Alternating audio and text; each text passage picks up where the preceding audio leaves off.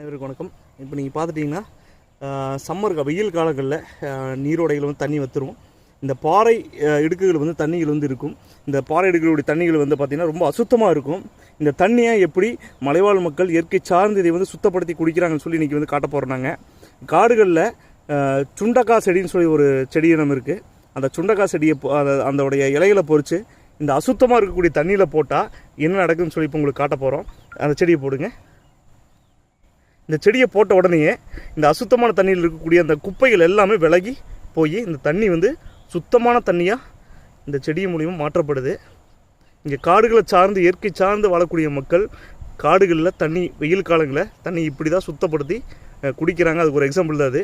இந்த செடியினுடைய இலையை போட்ட உடனேயே இந்த தண்ணியில் இருக்கக்கூடிய குப்பையெல்லாம் விலகி போய் இது சுத்தமான தண்ணியாக மாறிடுச்சு. இப்போ இந்த தண்ணியை வந்து குடிக்கலாம். இதுதான் ஒரு இயற்கை சார்ந்து வாழக்கூடிய ஒரு கல்வி முறை.